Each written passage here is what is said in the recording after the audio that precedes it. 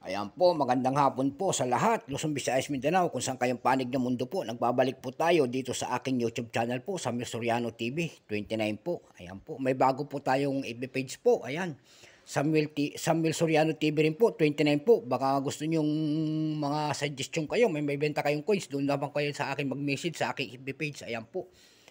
Magandang hapon po sa lahat, lalo-lalo na yung mga nakapag-subscribe dito sa aking YouTube channel po. Thank you so much po sa lahat. Yung mga hindi pa po nakapag-subscribe, makikisuyo lang po sana. Pakipindot naman po ang ating subscribe button. Ayan po.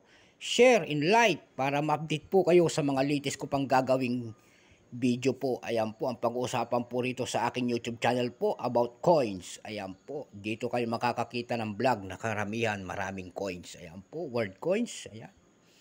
Common coins, rare coins. Ayan po.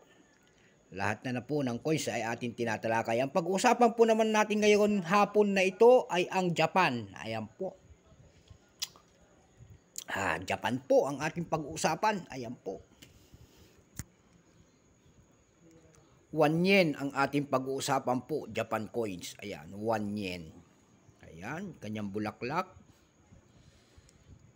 1 yen ng Japan. Ayan po. Ayan, bago natin simulan talakayan, kilalanin muna natin siya. Ayan po. Issue, Japan po. Ayan. Japan, Emperor Showa, 1926 hanggang 1989. Type, standard circulation coins, years. Ayan po, 30. Das, 64 po. Japanese. Ayan po. Showa era. Dito naman sa atin ay 1955 hanggang 1989. Ayan po, value 1 yen. Currency yen, 1871 up to date po. Composition po, aluminum po ito. May bigat po itong 1 grams, may haba pong 20 mm, may kapal pong 1.2 mm. Shape round, syempre orientation, middle alignment po.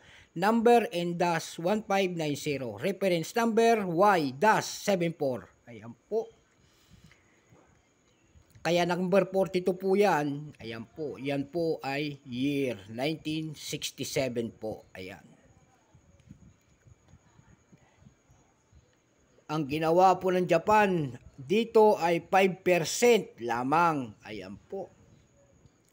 Ang mintage naman po na kung ilang pirasong ginawa ay 220,600,000 piraso po. Ayan. Nadali.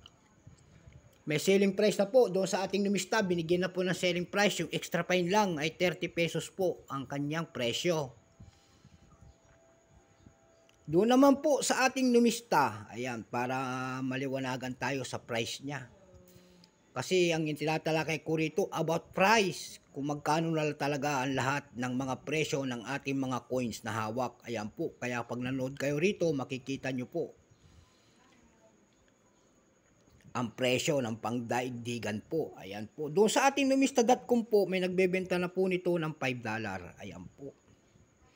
Doon naman po sa ebay.com po, may nagbebenta na rin po nito ng 795.54 pesos.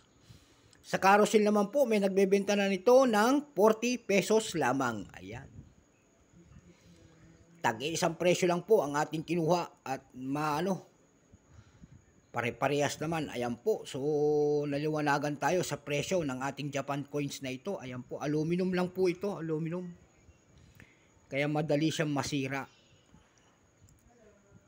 Ayan po. So, hanggang dito na lamang ang aking vlog sa hapong pong ito. Maraming salamat po sa nanonood ng aking YouTube channel. Lalo-lalo na yung aking mga subscriber po. Thank you so much po. Kung gusto niyo pong ganitong mga topic po, pakipindot naman po ang ating notification bell. Subscribe po para ma-update po kayo doon sa mga latest ko pang gagawin mga video po. Ayan po. Magandang hapon po sa lahat ng kolektor ng Pilipinas kung saan kayong panig ng mundo po. Keep safe po sa lahat. Bye-bye.